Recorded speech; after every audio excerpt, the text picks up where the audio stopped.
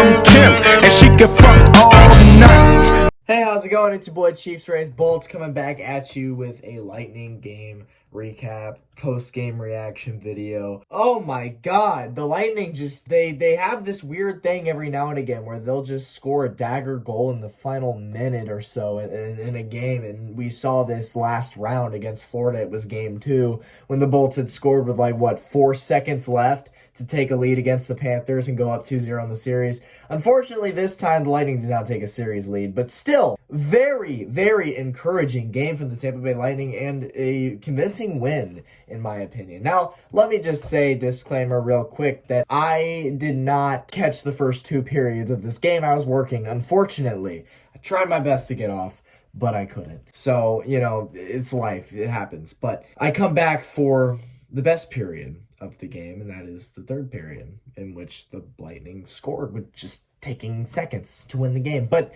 before we talk about the Game 3 recap, I gotta do the brief Game 2 recap because I couldn't get around to that after that game. So here you go. So the second game of the series for the Tampa Bay Lightning sucked. In fact, this game ended a very historic streak for the Tampa Bay Lightning. The Tampa Bay Lightning had won 18 straight playoff games following a loss, which is, calling it remarkable would be putting it lightly. The New York Rangers snapped that streak for the Bolts. The last time the Lightning actually lost back-to-back games in the playoffs was when they were swept in 2019 to Columbus. Yeah, it's been a while. So it was very discouraging in this game to see that streak come to an end because the Lightning find themselves down 2-0 in the Eastern Conference Final to the New York Rangers, a team who's very young and doesn't have really any playoff experience at all. 2.5 minutes into the game, Nikita Kucherov opens up the scoring for the Bolts. However, it was quickly responded to by Keandre Miller for the New York Rangers. And then towards the end of the first period, Kaapo Kakko would have a goal for the Rangers, putting them up 2-1. There would be no goals scored in the second period. In the third period, Zibanejad would score for New York just 1 minute and 21 seconds. Now, the Lightning had been outplayed the entire first 2 periods, the first couple of minutes of the third period as well. The Lightning just did not look good again. They looked like the same team that had played in game 1. They were just being outplayed, outshot. It just was not good for the Lightning. It wasn't. They were just not the better team in the first 2 games here, except for towards the end of this game, game 2.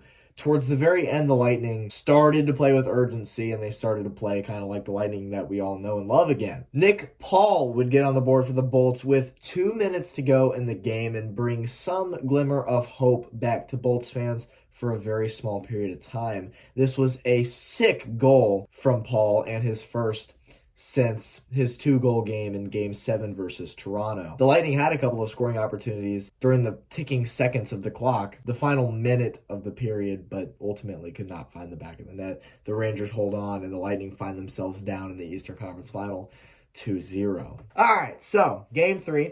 Zibanejad would score first in this game, and it would come in the second period. That's right, no goals scored in the first period at all. And this was a power play goal for the New York Rangers, and they go up 1-0. Chris Kreider would score for the Rangers about 2 minutes after the Zibanejad goal.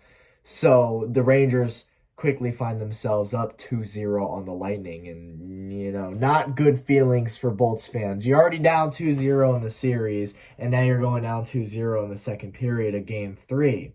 Not very encouraging this far, although the Lightning have been out shooting the Rangers, and pretty heavily at that.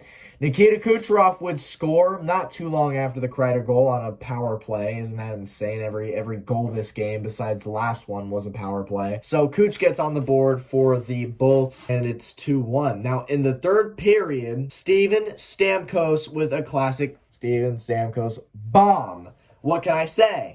It's very entertaining. Never gets boring to watch, ever. But yes, Steven Stamkos on yet another power play goal in this game between the two teams. And it's tied up at 2. It's tied up at 2.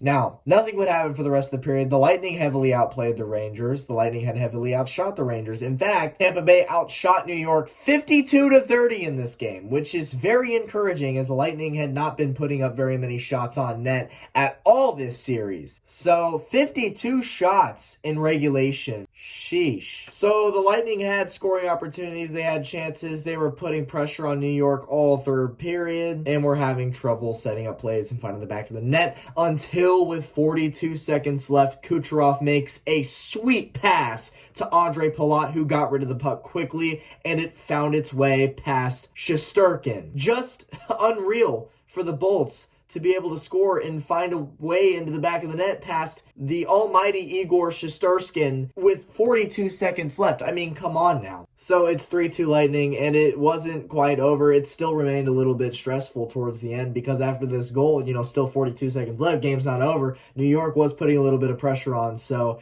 clenched anuses for the rest of the 42 seconds, but ultimately the Lightning would come out with the W, and we have a series again, or at least for the meantime we do, because a 3-1 deficit would be not so encouraging. Say the Bolts go down in game 4, but we'll see. It's encouraging to get a game back here. During the second period, it was kind of looking like the Bolts were just gonna have to deal with a 3-0 series deficit, and it pretty much would have undoubtedly been over from there.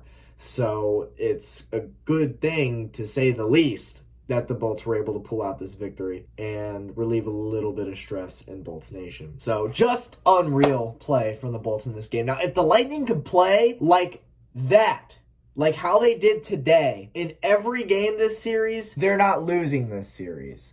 It's insane to me how this team is so streaky, it appears, because the Bolts will have such terrible playoff games, and you'll think, back-to-back cups, they're probably just out of gas, they're probably satisfied, they're probably just accepting their fate, right? But no. Then they'll respond to it with a game in which they show grit and heart and determination like you've never seen from them before. And they're a very, very hard team to read. But you don't ever count them out, and I've learned that. I'm usually a pessimist with my sports teams. I find that being a pessimist is the best way of coping with tough losses. So apologies for comments I make on some of these videos when I'm caught up in the heat of the moment, but I've really learned to just take a step back and enjoy this golden era of Tampa Bay Lightning hockey. It is truly one of the most dominant teams that we've ever seen in the National Hockey League. So I'm just kind of stepping back and enjoying the back-to-back cups. I'm enjoying this third consecutive year of a long playoff run. I'm enjoying the 6th Eastern Conference final appearance in 8 seasons. If the Lightning lose to the Rangers in this series, so be it. We've had a fantastic run, and this team is going to go down in the history books regardless, so you can't help but just take a step back and appreciate it. So with that being said, that's it for these 2 game recaps. I will catch you for game 4 on Tuesday. It's your boy Chiefs Rays Bolts, your favorite YouTuber on all of YouTube. Peace out.